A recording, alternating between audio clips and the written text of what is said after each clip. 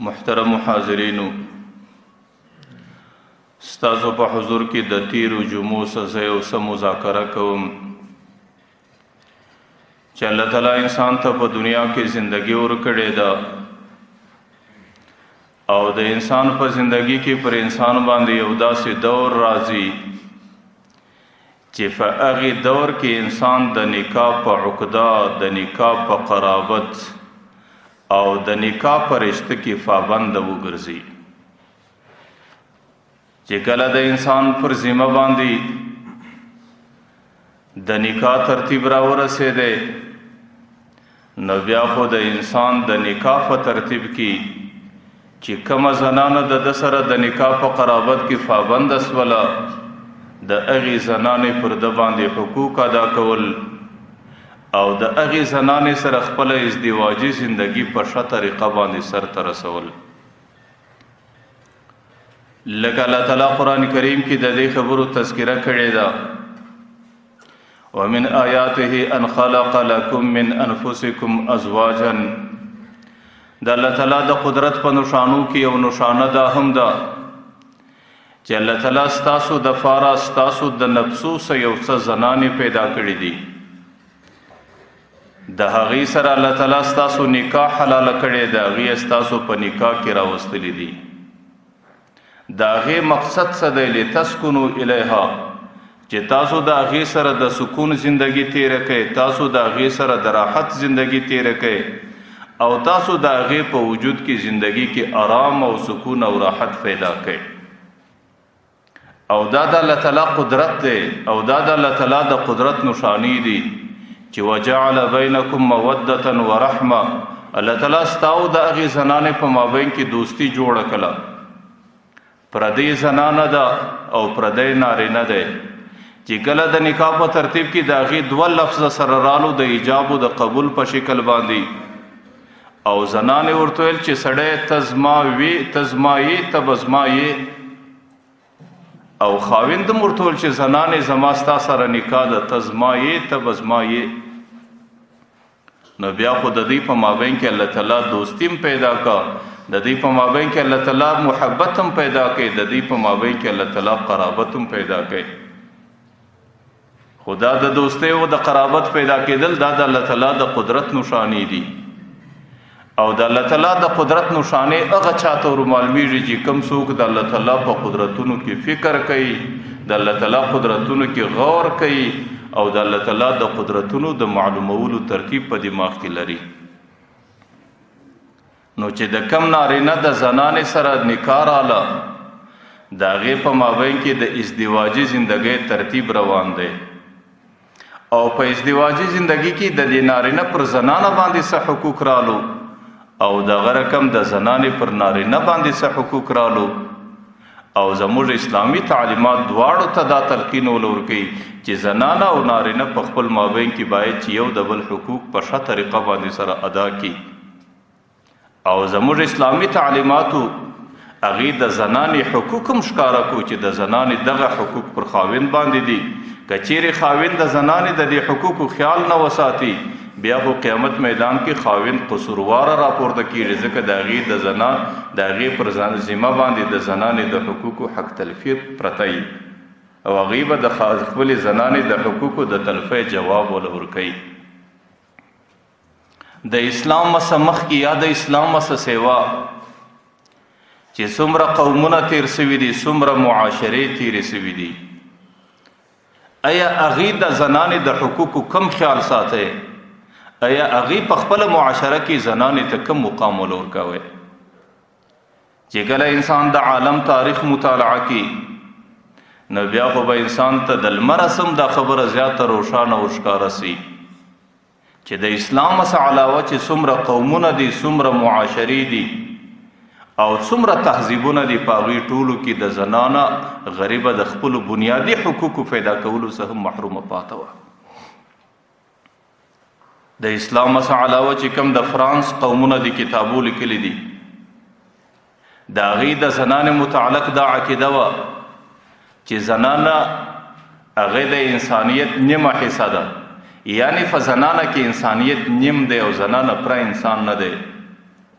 نو ځکه چې په معاشره کې به څومره ګناهونه کېدل، په معاشره کې به څومره کمی او قصورونه کېدل، نو هغوی به په خپله عقیده کې دا ټوله د زنانې طرف ته منسوبول چې دا د دې د لاسه کېږي. چې کم د چین قومونه دي د هغې به په د زنانې متعلق د عقیده و چې زنانه کې شیطاني روح دی، نو ځکه د زنانې په مزاج کې شیطانیت دی، نو هغې به د زنانې متعلق دا فکر کوي چې زنانه بل کار نه لري، هغې همیشه د دې شیطانیت په خاطر باندې انسانان ګناه ته رابولي او ګناه ته متوجه کوي. چې کوم د جاپان قومونه د تاسو تاریخ وګورئ، هغې به د زنانې متعلق دا عقیده وله چې زنانه ناپاکه پیدا سوې ده، د هغې پیدایش ناپاکه دی، او چې کله به د هغې پیدایش ته د ناپاکه زین په شکل باندې کتل، نو بیا به هغې د خپلو عبادتخانو د مساجدو څخه هغې ډېره لرې ګرځوله، هغې به خپلو عبادتخانو ته زنانه نه راپرېښوه. چې کوم هندو ازم دی، چې کومه هندوانه عقیده ده، که تاسو د هغې تاریخ وګورئ، د هغې په تاریخ کې بیا پر زنانه باندې ډېر ظلم و. چې کله به د یو زنانې خاوند په کور کې وفات، بیا د زنانې دپاره د چاره د خلاصون لاره یوه دا وه چې ژوندی به د دې خاوند د جسد سره ځان سوځئ، او د سوځلو څخه وروسته د خارو در خارو لاندې کېدله، او که به یو زنانه د خاوند د جسد سره د ځان سوځلو ته تیاره نه وله، نو بیا په معاشره کې هغې ته د عزت په نظر نه کتل کېدل، هغې به په معاشره کې د عزت د نظره سره ډېره کښته زندګي تېروله. د عیسویت تاریخ چې تاسو وګورئ، هغې زنانې ته څه ویل؟ هغې زنانه د الله تعالی د معرفت د لارې لوی رکاوټ بالی، چې کوم سړی د الله تعالی معرفت حاصلوي، د معرفت په لار کې لوی رکاوټ، لوی معنی هغه د زنانې شکل دی. نو ځکه بیا به نارینه ته دا تعلیم ورکول کېدی په عیسویت کې، که کوم نارینه زندگی د الله تعالی په معرفت کې تیروي، د هغې دپاره اسانه طریقه دا ده چې هغې به بې واده و، د زنانې بې تعلقه زندگی پای ته رسوي. بیا به هغې په ځنګلو کې کوډلې درولې وې، او په هغه ځنګلو کې به تنې تنها زندگی در مرګه پورې تیروله، او بیا به د هغې د بچانو د نکاح ترتیب نه و، ځکه د دوی په ترتیباتو کې دا عقیده وه چې زنانې سره چې کوم څوک نږدې زندگی تیره کړي، هغې د الله تعالی معرفت نشي حاصلولی. چې د عربو کوم عرف و عادت و طریقه وله، بار بار تاسو ته بیان شوې ده چې کله لور به په کور کې پیدا سوله، نو هغې به دا د کور عار و شرم بالی، بیا به پلار و مور په خپلو لاسو باندې هغه لور په خپله در خارو لاندې کوله، او دغه شرم و عار به د خپله کورنۍ څخه لرې کوی. په حجاز مقدس کې بیا خاص کر په مکه مکرمه کې چې زموږ د ټوله اسلامي دنیا مرکز دی، دی کې چې د کومو قومونو د اسلام څخه مخکې استوګنه وله، چې د عربو مشرکینو، چې کله به په دې علاقه کې یو زنان یو خاوند وفات، نو بیا به د دې مکې مکرمې د ښاره څخه لرې په یو غره کې خونه جوړه وه، نو بیا به یې زنانې ته ویل چې ته به 2 کاله په دې خونه کې زندگی تیروې، بیا به هغې ته اوبه نه وروړل کېدلې د صفایۍ دپاره، هغې ته به د خوراک او د هغې د ضروریاتو پوره بندوبست نه کېدی، یا به هغه غریبه په دې 2 کاله کې په دې خونه کې مړه کېدله. لیکن که بچیرې هغې زندگی پاته وله، 2 کاله وروسته به هغې راایستل کېدله، او بیا به دا مخ ورتور کې په ټوله ښار به یې وګرځوله، د هغې څه وروسته بیا په کور کې دا استوګنې دې ته اجازت، حالانکې د هغې غریبې څه قصور، د هغې خاوند وفات شوی، د خاوند د وفاته څه وروسته د هغې سره هغې قومونو دغه سلوک کوی، او دا یې د دې د زندګۍ تېرولو طریقه ګرځولې. نو چې د اسلام سوا په هغه قومونو کې د زنانې پر حقوق باندې 4 طرفه تجاوزات روانولو، او د زنانې بنیادی حقوق ورکولو ته هغې قومونه هغه تهذیبونه تیار نه وو. نو دې وخت کې الله تعالی د اسلام نعمت پیغمبر علیه الصلاۃ والسلام ته پر ذمه ورکړ، او پیغمبر علیه الصلاۃ والسلام یې د یو رحمت په شکل دې دنیا ته راوستوی. پیغمبر علیه الصلاۃ والسلام په خپلو تعلیماتو کې د ټولو څه مخکې د زنانې حقوق دستي ښکاره کړو. ولې خلکو زنانه که چیرې د چا په کور کې د لور په شکل باندې اوسیږي، بیا خو زنانه د پلار دپاره یو رحمت دی، او زنانه که د چا په کور کې د ورور په شکل د خور په شکل اوسیږي، بیا د ورور د پاره ناموس او عزت دی. او زنانه که د چا په کور کې د نکاح په شکل اوسېږي، د هغې د کور زنانه ده، دا د هغې رفیقه حیات ده، دا د هغې د زندګۍ بهترینه ملګرې ده. او زنانه که د چا په کور کې د مور په شکل باندې اوسېږي، بیا خو د هغې دومره قدر و مرتبه ده چې الله تعالی د هغې در پښو لاندې د ده دپاره د جنت ټاکنه او انتخاب کړی دی.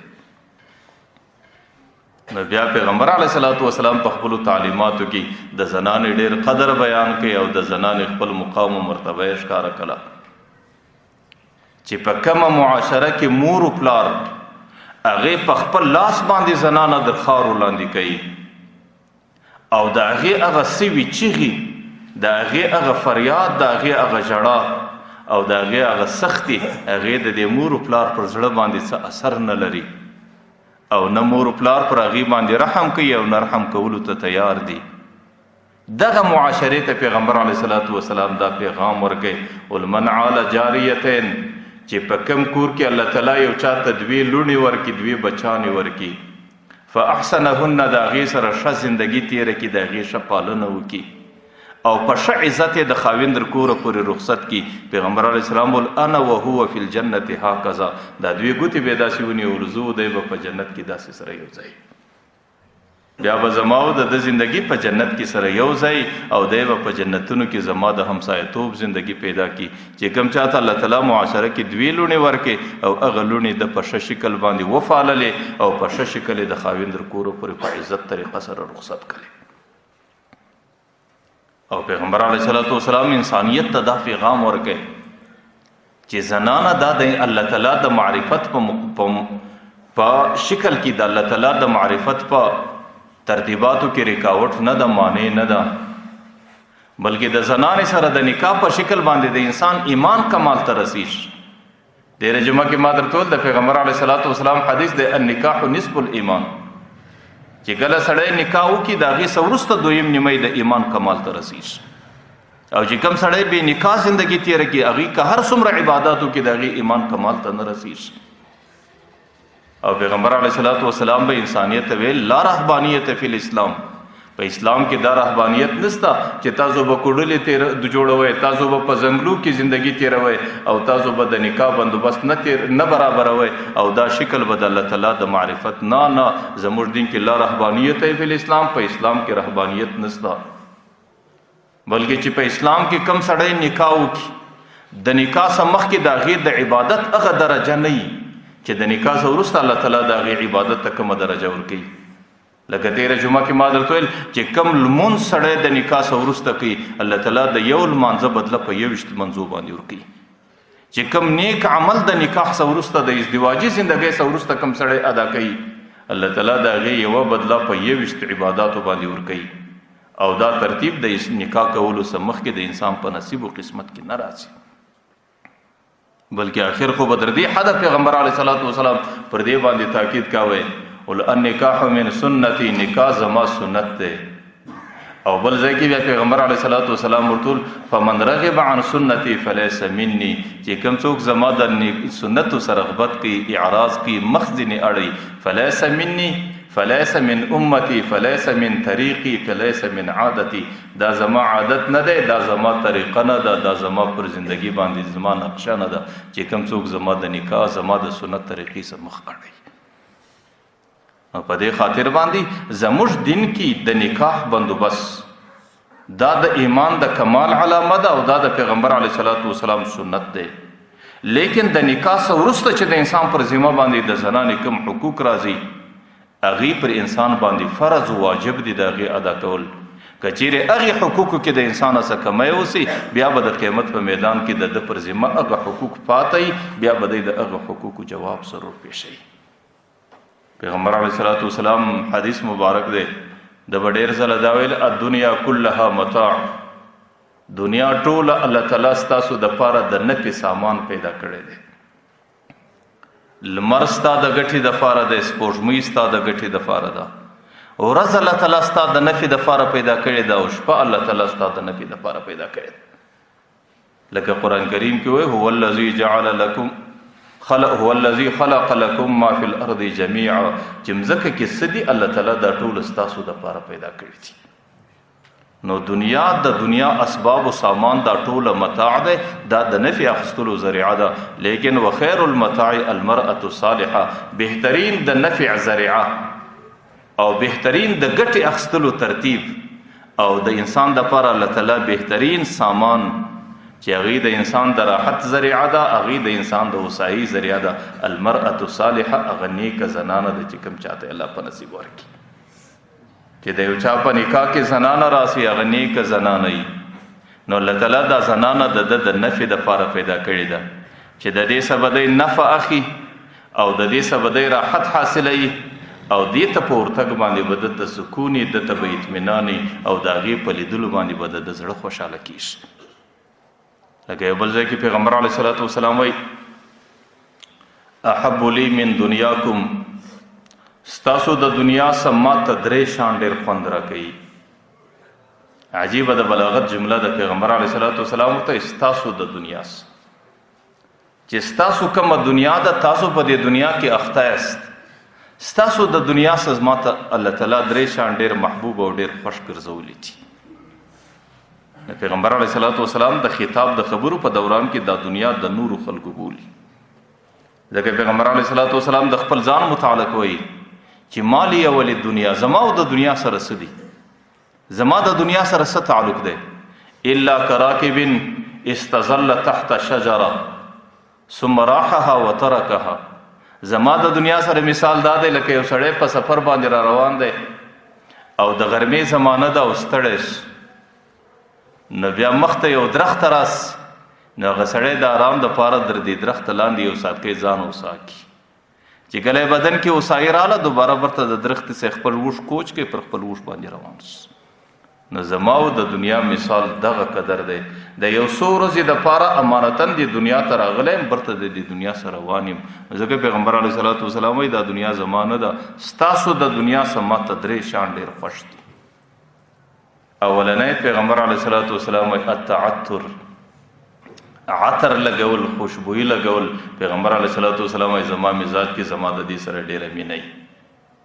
او دویم والنساء، نساء د زنانو سره نکاح کول او د زنانو سره ښه زندگی تیرول، دا ماته ډېر محبوب عمل دی. او دریم وجعلت قرة عین فی الصلاة، الله تعالی زما د سترګو خنکوالی ماته په لمانځه کې ایښی دی او ماته دا ډېر خوند راکوي چې زه همیشه پر لمانځه باندې ولاړ یم. نو دې کې هم پیغمبر علیه صلات وسلام امت ته د خپل ځان د پسند او د خوښي معیار ښکاره کړی دی چې هغې کې عطر او خوشبویي لګول او د زنانو سره ښه ژوند او تیرول او د هغې سره نکاح کول او د هغې سره سره همیشه زندگی د الله په عبادت کې تیرول. نو ما درته ویل د پیغمبر علیه صلات وسلام سنت طریقه، د پیغمبر علیه صلات وسلام خوښ عمل دا دی چې د انسان زندگی د نکاح په عقده کې، د نکاح په رشته کې پابند سي او انسان د هغې حقوقو ادا کولو مکلف وګرځي. تېره جمعه کې ما د پیغمبر علیه صلات وسلام د حجة الوداع کومه خطبه ستاسو مخکې یو څه ذکر کړه چې هغې خطبه کې پیغمبر علیه صلات وسلام د زنانو څه حقوق ښکاره کړي. حالانکه دومره اهمه خطبه ده چې د پیغمبر علیه صلات وسلام د زندګۍ آخرنۍ خطبه ده او د عرفات په میدان کې 1,25,000 زیاتو کم صحابه کرام ورته ولاړ دي او پیغمبر علیه صلات وسلام آخرنۍ نصیحت ورته کوي او په دې نصیحت کې ښکاره دا ورته وایي صحابه شاید را روان کال به بیا تاسو ما نه ووینئ پر مځکه باندې. نو دی خطبه کې پیغمبر علیه صلات وسلام نبوت چونکې در قیامته پورې و، نو پیغمبر علیه صلات وسلام د هغې خبرو انتخاب ورته کوی چې د دې خبرو په خاطر باندې زما امت په فتنه کې واقع نسي، د دې خبرو په خاطر باندې زما امت ونه شویږي او د دې خبرو په خاطر باندې زما امت د یو نافرمانۍ سره مخامخ نسي. نو پیغمبر علیه صلات وسلام هغې خطبه کې هغه خبرې ټولې ورته ښکاره کوي، وایي دا پیښه به کېږي، دا به کېږي، دا به کېږي، د دې سره پام کوئ، د دې سره پام کوئ، د دې سره پام کوئ چې در قیامته پورې څومره فتنې راځي او در قیامته پورې څومره حالات دي. اکثریت پیغمبر علیه صلات وسلام دې خطبه کې د خپل امت و مخ ته کښېښولې. په هغې خطبه کې پیغمبر علیه صلات وسلام ډېر اوږده نصیحتونه او ډېر اوږده وصیتونه وکړو لیکن د هغې خطبې یوه حصه پیغمبر علیه صلات وسلام ډېره لویه حصه یې دا هم وګرځوله چې نارینه باید د خپلو زنانو سره ښه زندګي تیره کړي. هغه په دې خاطر چې زنانې د نارینهو په نکاح کې دي او زنانې د نارینه سره مقیدې دي او زنانې د نارینه په خاطر باندې د په کور کې زندگی تیروي. نو د ټولو څه زیات د نارینه د ښه عادت، د ښو اخلاقو، د ښې زندګۍ مستحقې دغه زنانې دي چې دوی به د دې سره زندگی تیروي. نو ما درته ویل خطبه ډېره اهمه وله او وخت ډېر مختصر او د پیغمبر علیه صلات وسلام آخرنی نصیحت و، لیکن هغې کې پیغمبر علیه صلات وسلام دا خبره په ډېر اهمیت سره ښکاره کړه چې نارینه په دې مکلف دي چې د زنانو سره به ښه زندګي تیروي. پیغمبر علیه صلات وسلام ولې دې خبرې ته دومره اهمیت ورکوی؟ ځکه د پیغمبر علیه صلات وسلام ته دا خبره ښکاروله که چیرې د نارینه او زنانه په مابین کې ښه زندګي رانس، هغې یو د بل حقوق ادا نه کړي، بیا په هغه کور کې تلخي راځي، بیا په هغه کور کې بغض راځي، بیا په هغه کور کې نفرت راځي. هغه تلخي، هغه بغض، هغه نفرت صرف د دې نارینه او زنانه پر مزاج باندې اثر نه کوي، د هغې اثرات پر ټولو کورو باندې راځي، پر ټولو خاندانو باندې راځي. ډېر ځله د هغې د نفرت آثار در قومونو پورې ورسیږي او د هغې اثر پر اولاد باندې راځي او د هغې اثر پر روانه معاشره او تمدن باندې راځي. نو معاشره او تمدن چې بربادیږي، هغې د غلط اولاد، د غلطو نوجوانانو په وجه باندې بربادیږي. او نوجوانان چې غلطیږي، هغې د مور پلار د کمزوري زندګۍ، د کمزورو اخلاقو په وجه بربادیږي. او د مور پلار کمزوري زندګي په دې وجه راځي چې مور پلار په خپل مابین کې چې کوم اسلامي حقوق دي یو د هغه بل ادا کولو ته تیار نسی، نو بیا خو د هغې زندګي د محبت بجای په نفرت باندې بدلیږي. یو روایت کې راځي ابلیس هر مازدیګر د اوبو پر سر باندې چت وغوړی، د هغې پر سر باندې داسې عرش و کټ کښېږدي، پر دې کښېني. د ظالم ولې داسې کوي؟ ځکه دته دا رسېدلی دی چې د الله تعالی عرش پر اوبو دی، لکه قرآن وایي وکان عرشه علی الماء. دی خپل مشابهت الله تعالی سره پیدا کوي، نو ځکه دی هم خپل کټ د اوبو پر سر باندې کښېږدي. لیکن هغې ظالم ته دا نور معلومېږي چې د الله تعالی کټ دا روحاني کټ دی، د الله تعالی عرش روحاني عرش دی او د هغې دغسې مادي کټ دی. د الله تعالی چې کوم اوبو باندې د هغې عرش پروت دی، هغې روحاني اوبه دي او دا مادي اوبه دي. لیکن چونکې دی ظالم د الله تعالی سره تقابل کې ځان راولي، نو د هغې په خاطر باندې دی داسې عمل کوي چې کله د مازدیګر وخت دی پر دې کټ باندې پر اوبو باندې کښېني، نو د ده چې کوم ذریت دی، د ده چې کوم اولاده ده، د ده چې کوم اتباع دي، د ده چې کوم نوکران دي، هغې چې ده په دې دنیا کې سره استولي دي، مازدیګر هغه ده ته رپورټ پیښوي. نو یو ورته راسي ورته وایي چې ما خو نن په پلانکي باندې لمونځ قضا کړي، نو دی هغې ته شابوشی ورکړي، لیکن ډېر اهم عمل یې نه بولي. دویم ورته راسي چې په پلانکي کونج کې مې په پلانکي نارینه او زنانه باندې زنا وکړه، نو دی هغې ته صرف د محبت په نظر باندې ګوري، لیکن ډېر شابوشی نه ورکوي. چې کله یو ورته راسي وایي ما خو نن دا عمل وکړي چې د خاوندو د زنانې په مابین کې مې دعوه وکړه او خاوندو زنانه مې سره بیزاره کړو، د هغې د هغه محبت زندګي مې په نفرت باندې وربدله کړه او د هغې ژوند مې په بغض او په تلخي کې سره راوستی. نو دی دا لاس ورته پورته کړي او راسي او په دې ذکري پورې ونسي چې زما اصلي کومک، زما اصلي مقصد او زما اصلي ترتیب نن تا برابر کړی دی، نو هغې ته د ټولو په مخ کې ډېر غټ شابوشی ورکړي. ځکه ما درته ویل چې زنانې او د خاوند په مابین کې زندګي د نفرت وله، بیا خو د هغې د دې خرابو اخلاقو اثر پر اولاد باندې راځي، او چې اولاد د کوره څه د هغې تربیت د مور پلاره څه غلط وصول، بیا اولاد په زندګي کې سم اخلاق نسی خپلولی، او چې کوم اولاد په زندگی کې سم اخلاق نه کې پیدا، را روانه معاشره، را روان تمدن او را روانه اسلامی طریقه ټوله د دې اولاد په خاطر باندې بربادیږي. ځکه پیغمبر علیه الصلاۃ والسلام په حجۃ الوداع کې دې خبرې ته ډېر اهمیت ورکوي. نارینه ورته وایي چې زنانې الله تعالی ستاسو په لاس کې مقیدې ګرځولې دي او دا د دې حقداره دي چې تاسو به د دې سره ښه زندګي کوئ. نو ورته استوصوا بالنساء خیرا، زه د زنانو په باره کې تاسو ته ډېر د خیر وصیت کوم. حضرت عمرو بن الاحوص جسمی رضی الله عنه هغې په دې خطبه کې ولاړ دی، هغې وایي پیغمبر علیه صلات وسلام چې کله خطبه ویله نو خطبه کې خو اول لفظ دا وایي چې د زنانو متعلق زه تاسو ته د خیر وصیت کوم تاسو به زما نصیحت قبلوئ. دویمه جمله دستي دا ولول انما هن عوان عندکم دا زنانې غریبان ستاسو په لاس کې مقیدې دي،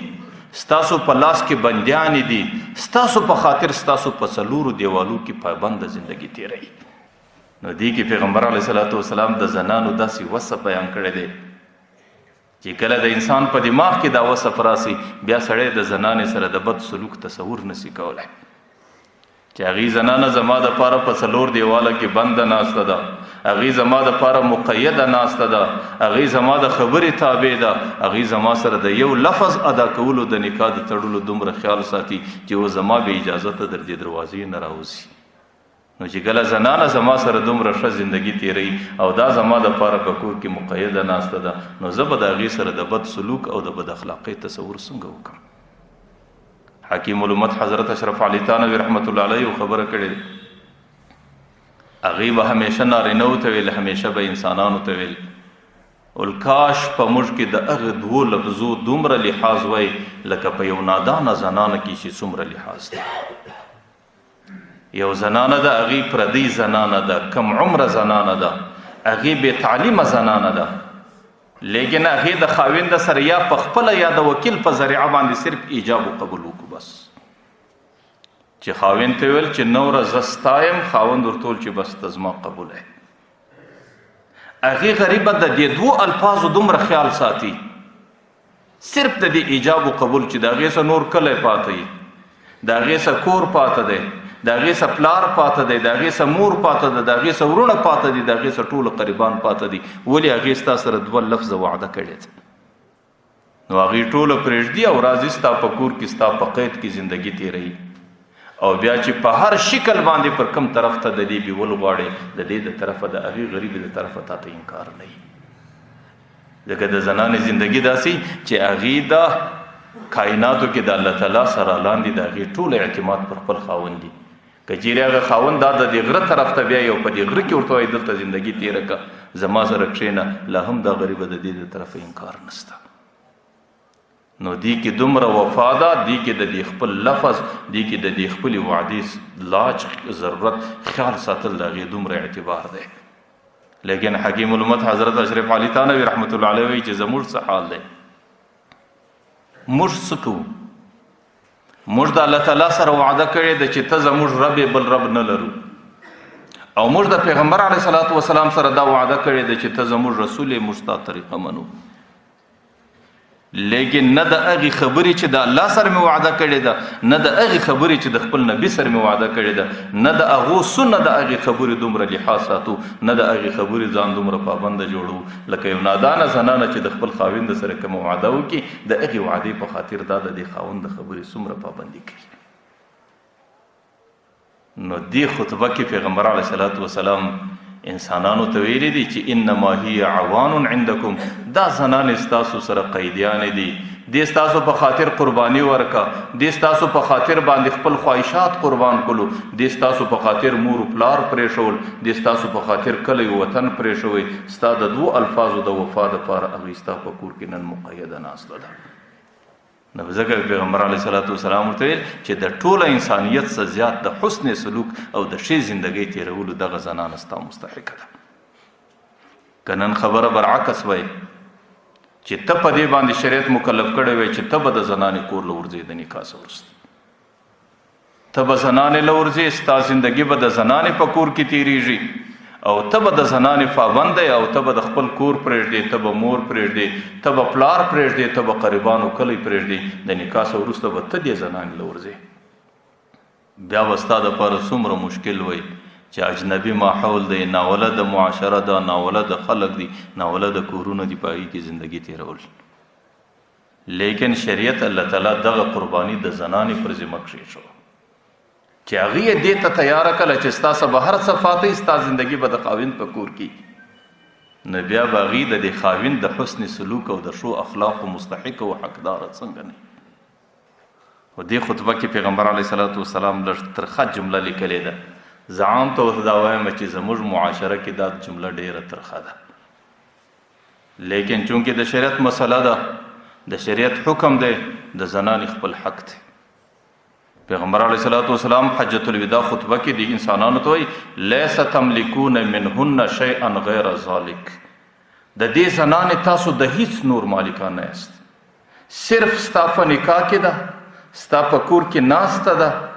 او ستا د خبرې پابنده ده، ستا د کور ستا بې اجازه ته نشي وتی، دا پر دې باندې ستا حق دی او د دې خبرو د دې ته مالک یې، د دې سما سوا نور د زنانې د هیڅ ملکیت ستا سره نشته. نور نه ته پر دې زنانه باندې څه حق لرې، نور نه ته پر دې زنانه څه ملکیت لرې، او نور نه پر دې زنانه باندې ته څه بوج راوستلی سي، نور نه پر دې زنانه باندې ته څه زور راوستلی سي. فقهاو د دې لاندې یو مسله لیکلې ده. مسله دا ده چې زنانه کله د خاوند کور ته راله، آیا پر دې زنانه باندې د خاوند د کور ډوډۍ پخول سته په شریعت کې که نسته؟ آیا پر دې زنانه باندې د خاوند په کور کې سالن پخول، د خاوند خونه جارو کول دا سته که نسته؟ زموږ استاد حضرت مولانا تقی عثماني مد ظله العلی خپل خطباتو کې دا مسلې ډېرې واضح راخیست. هغې دا ښکاره لیکلې ده چې د زنانې پر ذمه باندې شرعاً د خاوند په کور کې ډوډۍ نسته چې پخه دی کي. په شریعت کې د زنانې پر ذمه باندې د خاوند په کور کې سالن پخول نسته. په شریعت کې د زنانې پر ذمه باندې د خاوند په کور کې ځای جارو کول نسته. هغې دا لیکلي دي چې دوه قسمه زنانې دي. یو هغه زنانه ده چې هغې په داسې کور کې لو سوې ده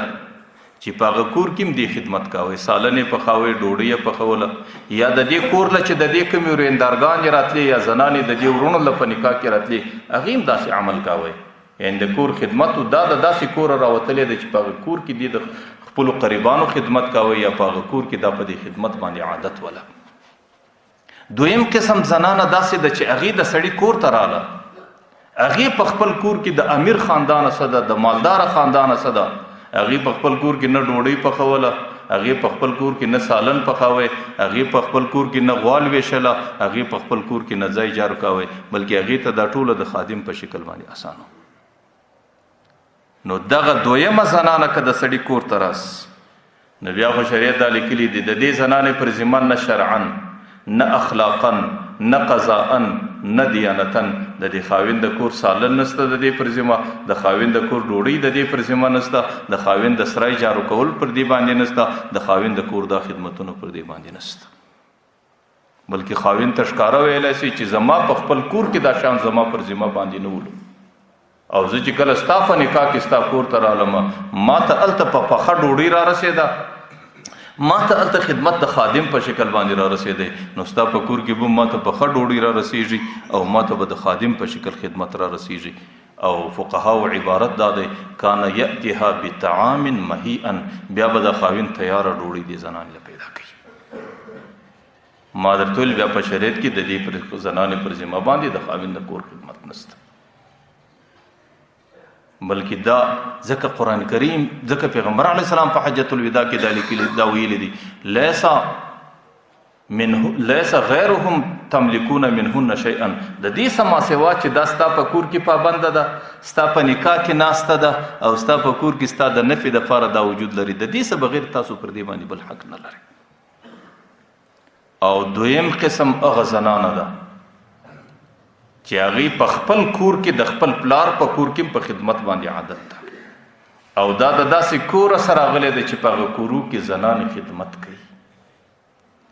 نو بیا د هغې چې کله ستا کور ته راله، د هغې پر ذمه باندې قضاءً نسته خدمت، لیکن دیانتاً خدمت ورباندې سته.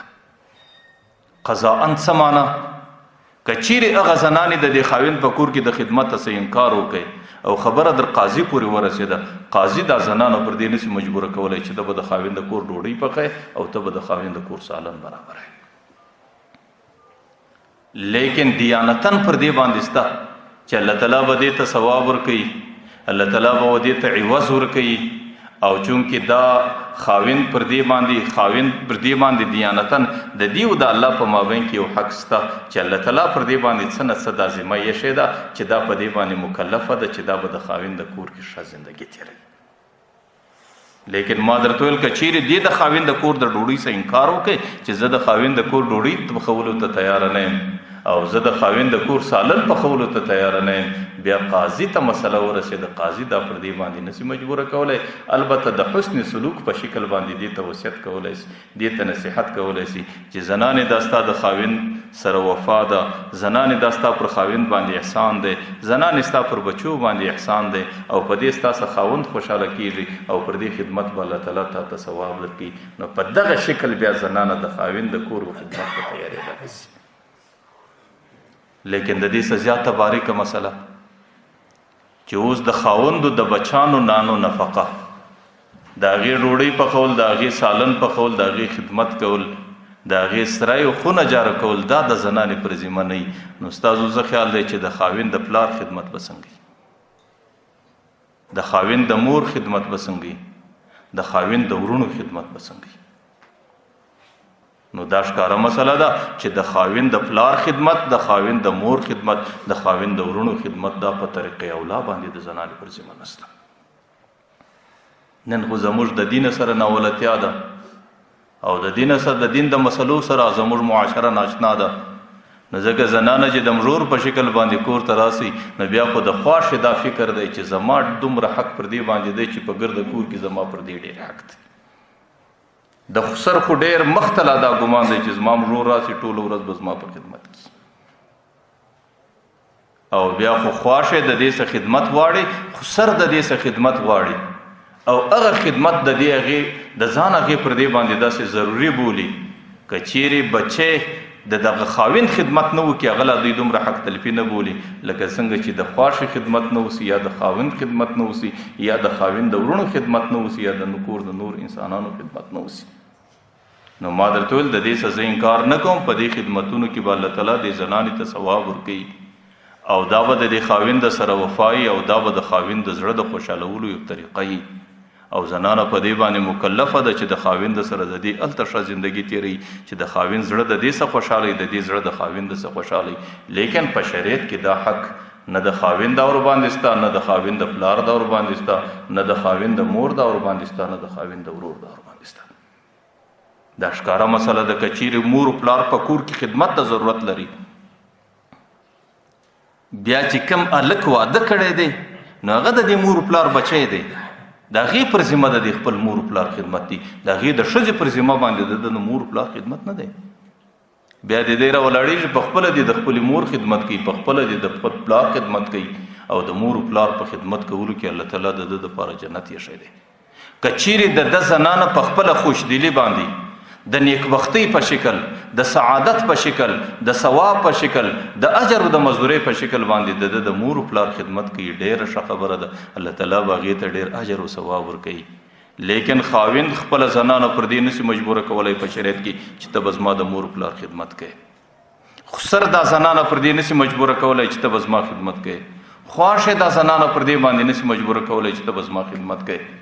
بلکې ما درته ویل د خاوند د خوشدلۍ دپاره، د خاوند د خوشحالۍ دپاره د اجر او د ثواب په نیت باندې که چیرې هغه زنانه دا خدمت وکړي نو بیا به الله تعالی دې زنانې ته ډېره لوړه درجه ورکړي، الله تعالی به دې زنانې ته په دې کور کې ښه زندګي ورنصیب کړي. لیکن خبره یک طرفه نه ده و چې کله د خاوند خدمت د دې زنانې پر ذمه باندې نشته، د خسر خدمت پر دې باندې نشته، د خواښې خدمت پر دې باندې نشته، بیا هم هغه زنانه د خسر خدمت کوي، هغه زنانه د خواښې خدمت کوي، هغه زنانه د خاوند د ورونو خدمت کوي، نو په کار دا دی چې خسر او خواښې د دې زنانې د خدمت قدر وکړي او په کار دا دی چې د هغې احسان پر ځان باندې کښېږدي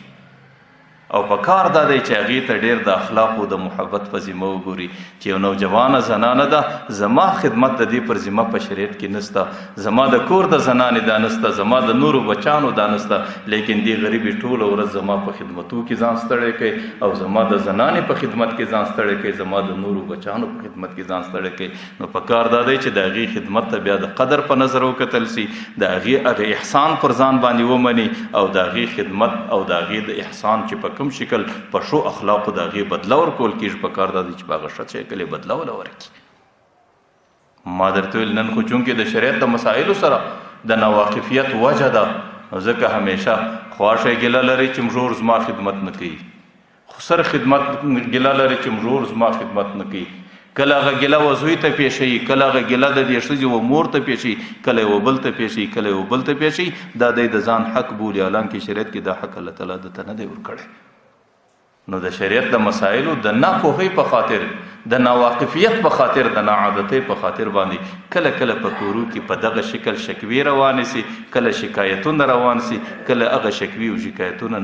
نفرت او بغض او عناد ته ځان ورسوي. د هغې بنیاد دا چې سړی د شریعت د مسایلو سره ناولد وي. او یو بله مسله چې حکیم الامت حضرت اشرف علي تھانوي رحمت الله علیه هغې ته ډېر په خپلو تعلیماتو کې زور ورکوي. هغه دا وایي چې کومه زنانه د یو چا په نکاح کې پابنده راله، اوس دا خو ښکاره خبره ده چې پر دې سړي باندې د دې زنانې نفقه ده، پر دې سړي باندې د دې زنانې جامه ده او پر دې سړي باندې دې زنانې ته کور ورکول دي. لیکن هغې دا لیکلي دي چې د دې نفقې سره، د دې جامې سره، د دې کور ورکولو سره زه یو بل شی ورسره زیاتوم چې د دې خاوند پر ذمه باندې د دې زنانې خرچه ده. د خرچې دا نه خرچې معنا ده چې هغې ته لږ نغدې پیسې ورکول، یا په میاشته کې، یا په جمعه کې، یا په ورځ کې. ځکه د انسان بعضې داسې ضروریات راځي چې هغې صرف په خوراکه باندې نه پوره کېږي. د انسان بعضې داسې ضروریات راځي چې هغې په جامه باندې نه پوره کېږي. د انسان بعضې داسې ضروریات راځي چې هغې بل چاته ښکاره کولی نشي. د انسان بعضې داسې ضروریات راځي چې د هغې په ښکاره کولو کې انسان د شرم او د حیا سره مخامخ کېږي. نو په دې خاطر هغې زنانې په نفقه کې یو شی دا ضروري دی چې لباس به هم ورکوي، جامه به هم ورکوي، کور و مکان به هم ورته برابروي، لیکن د نغدو پیسو په شکل به د هغې د خرچې بندوبست کوي او د هغې د خرچې په شکل چې هغې د خپل حالت مطابق، د خپل عادت مطابق، د خپل خواهش مطابق هغه خپل ضرورت په هغې کار کې پوره کړي. حضرت اشرف علي تھانوي رحمت الله علیه لیکلي دي چې بعضې خلک په دې باره کې کمزوري کوي، لیکن دا کمزوري دا د زنانې یو قسم حق تلفي ده او دا د زنانې د طرفه پر د باندې حق دی. لیکن ما مخکې درته ویل چې که یو طرف ته د زنانې پر ذمه باندې په دې یو خبره سر خلاصول، که یو طرف ته د زنانې پر ذمه باندې د خاوند د کور نفقه نسته، دویم طرف ته بیا زنانه په بعضې داسې خبرو باندې پابنده ده چې هغوی د خاوند بې اجازته نشي کولی. ځکه زموږ دین صراط مستقیم دی، معتدل دین دی. د کومې زنانې چې نکاح د خاوند سره راله، د دې نفقه ده، د دې لباس دی، د دې کور دی، د دې ترتیب دی، دا د خاوند پر ذمه کښېښول شو. لیکن د خاوند بیا پر دې زنانه دا حق راولی چې د خاوند د اجازته بغیر دا زنانه د دې کوره څه نشي وتی. دا زنانه په دې کور کې مقیده ده، دا زنانه په دې کور کې پابنده ده. که څه هم دا زنانه خپل پلار لځي، خپل مور لځي، خپلو قریبان لځي، چې خاوند در څو پورې اجازت نه کړي هغه زنانې ته اجازت نشته، د خاوند بې اجازته د خپل پلار و مور و کور ته هم نشي ورتلی. یو مسله دا ده چې دا خو نشي ورتلی، لیکن که چیرې پلار و مور د دې د ملاقات لپاره د دې کور ته راتلی، بیا یې خاوند نشي بندولی. اوس پلار و مور به دې له ملاقات له راځي او دا به ویني، نو په څو ورځو کې به راځي. خاوند د شریعت د دې د حدودو هم تعین کړی دی چې په یوه هفته کې د مور و پلار د دې د دید دپاره راتلی سي او د یوې هفتې در حده پورې شریعت نسي بندولی، خاوند یې نسي بندولی. لیکن که چیرې د یوې هفتې څه زیات راتلو او خاوند ته یې خوند نه ورکوی، په دې وخت کې بیا خاوند هغه د کور بندولی سي. په هفته کې دننه نشي بندولی. یوه هفته شریعت معیار ورته ایښی دی، مده یې ورته ایښې ده چې په یوه هفته کې دننه که چیرې هغه مور پلار د زنانې ملاقات له راځي خاوند یې نشي بندولی. لیکن که په هفته کې دویم وار راتلو بیا شریعت دا اجازه ورکړې د خاوند هم بندولی شي. نو مقصود مې دا دی چې دا خاوند پر ذمه باندې نفقه ده. لیکن نفقه به څومره کوي؟ حکیم علمت حضرت اشرف علي تانوي رحمت الله علیه چې په نفقه کې به ډېر د بخله څه کار نه اخلي، چې د زنانې کومې خوراکۍ ته ضرورت دی هغه به صرف قوت لا یموت نه وي چې بس دا صرف ژوندی به اوسېږي، چې د زنانې کومې جامې ته ضرورت دی هغه به صرف دا رقم نه وي چې بس د دې بدن په پټېږي،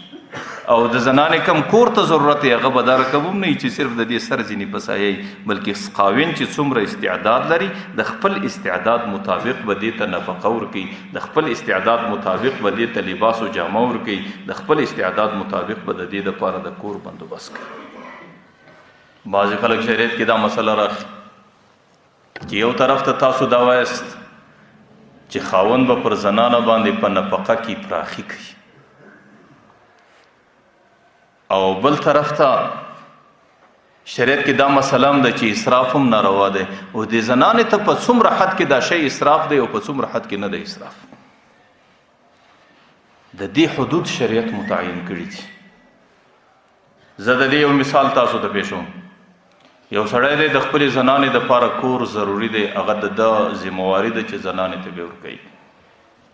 د کور یو شکل دا دی چې هغه صرف رهایش دې ته وایي چې کوډل ده او د هغې پر سر باندې خاشي دي او هغې کې سړی د لمره څه خوندي دی، په هغې کې څه نه څه سړی د یخه څه خوندي دی، دې ته ویل کېږي رهایش. نو رهایش ورکول زنانې ته او د زنانې دپاره کور جوړول دا جایز عمل دی.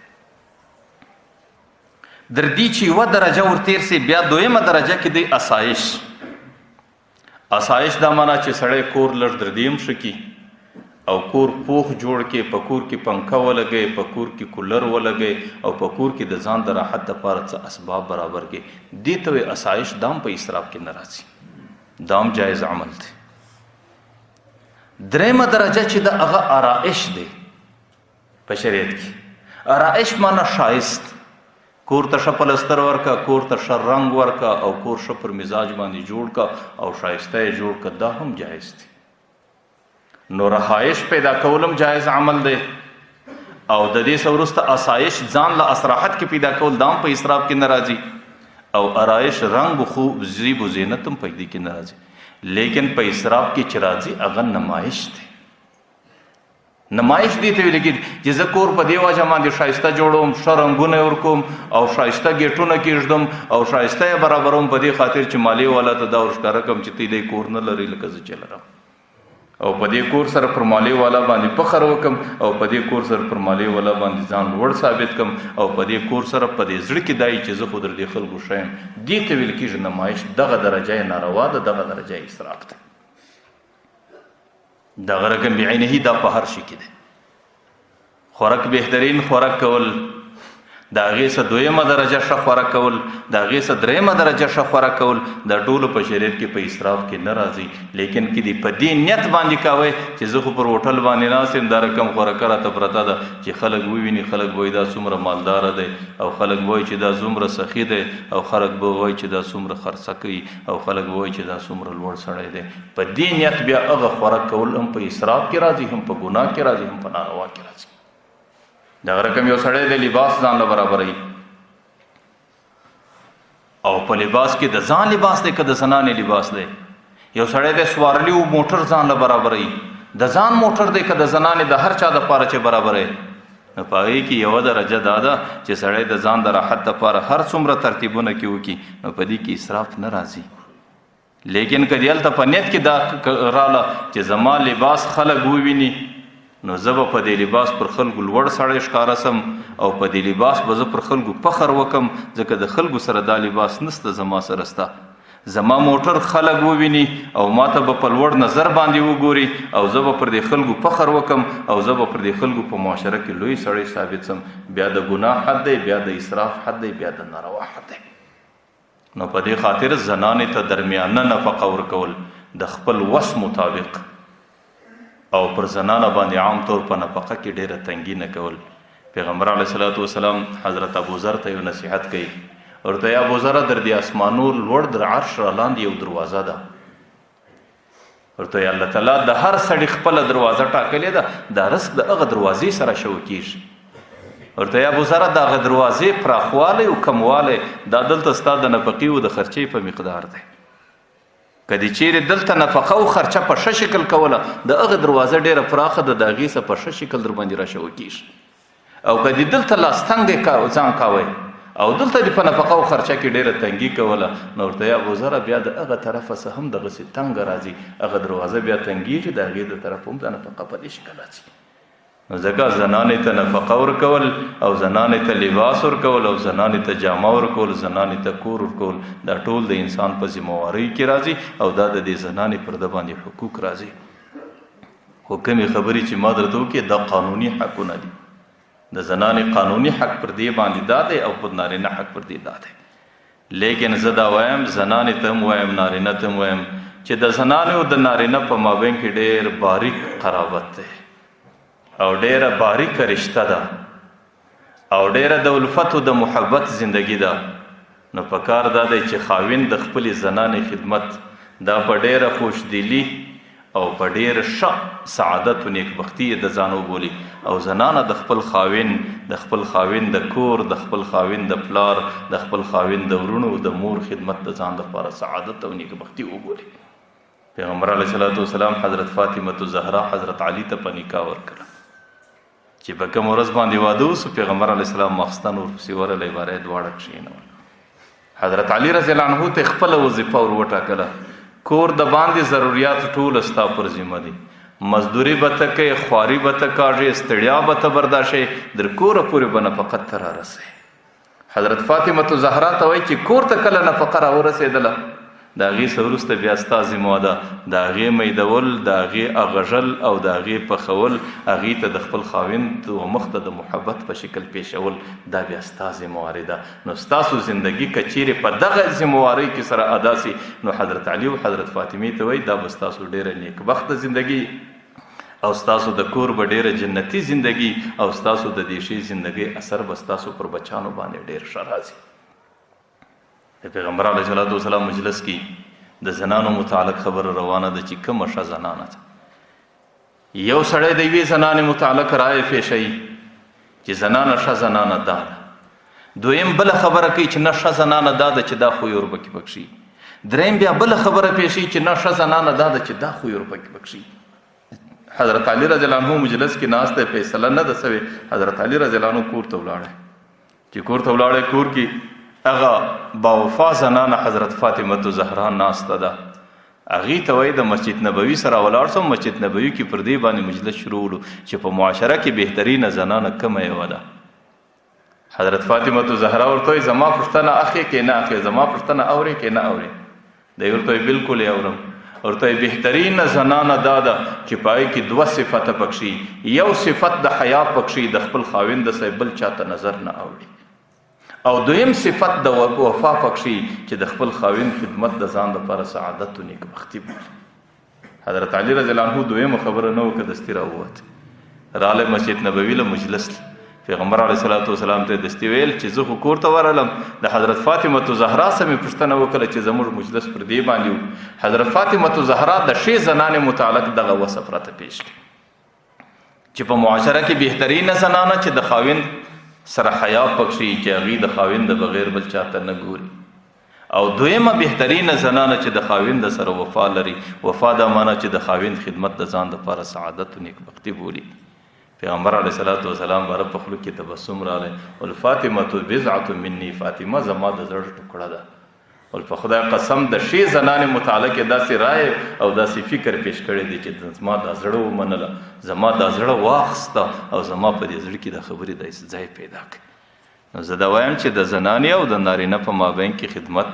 او د زنانې په مابین کې نارینه په مابین کې الفت، چې کوم حقوق ما ذکر کو دا ټول قانوني او شرعي حقوق دي، لیکن د دې څه یو د بل دپاره تېرېدل او په خپل مابین کې د صبر زندگی تېرول او په خپل مابین کې د محبت زندگی تیرول. دا یو خبره کوم. یحیی ابن اقسم د نحوی ډېر غټ امام، د هغې په حالاتو کې لیکلی دي چې الله تعالی د بدرنګۍ داسې نښانې کې پیدا کړې وي چې په ټوله معاشره کې د دغه غوندې بدرنګه نه و. د هغې سترګې ننوتلي، د هغې مخ تک تور، په سترګو کې ژړوالی، په غاښو کې ژړوالی، چې څومره د بدرنګۍ هغه اشکال و هغه ټول پر ده باندې تمام. لیکن الله تعالی په نکاح کې داسې زنانه وله ورکړله چې د حسن او د ښایست څونه علامې وې هغه بیا ټولې په هغه کې تمامې. لیکن زندگی سره تیریږي د خاوندو د زنانې. یو ورځ یحیی ابن اقسم د خپلې زنانې ته وایي زنانې تم جنتي یې زم جنتي یم. ورته یې ولي پر څه دي معلومه که؟ ورته یې زه پر دې باندې جنتي یم چې تا ته وګورم او ځان ته وګورم او ستاسو غوندې خوبصورته او نیک سیرته زنانه الله تعالی ما ته په نکاح راکړله، نو زه ټوله ورځ د دې نعمت په شکر کې تېره کړم، زه ټوله ورځ پر سجده باندې د دې نعمت شکر ادا کوم. او شکر هم ورته زنانې د جنت لار ده. ورته ته بیا چې ما ته وګورې زما څومره بد رنګ او زما زندگی څومره ستړې او زما سره ته زندگی تېرې، نو ستا زما په لیدلو یو ګړی د صبر څخه خالي نه دی، ته زما پر حالاتو باندې هر ګړی صبر کوې. ورته یې زنانې صبر هم د جنت یو لار ده. نو الله تعالی به ما جنت له د شکر په لار باندې بیایي او تا به الله تعالی جنت له د صبر په لاره باندې بیایي. نو زه دا وایم چې د زنانې او د خاوند زندگی ده، که چیرې زنانه په خاوند کې ښه صفت وویني شکر دې ادا کړي، او که چیرې زنانه د خاوند یو نظم یو طبیعت یې ناخوښه وي پر هغه دې صبر وکړي. خاوند هم داسې دی، زنان هم د الله تعالی مخلوق دی، د خیر و شر څخه خامخا الله تعالی یو مخلوق خالی نه دی پیدا کړی. چې کله خاوند په زنانه کې ښه صفت وویني نو شکر دې ادا کړي، او چې کله په زنانه کې یو کمزوری عادت وویني ناخوښه عادت یې پر هغې باندې دې صبر کوي. او صبر او شکر دا دواړې د جنت لارې دي. هم به الله تعالی خاوند ته جنت ورکوي، هم به زنانې ته جنت ورکوي. الله تعالی دې مذاکره باندې د عمل توفیق راکړي.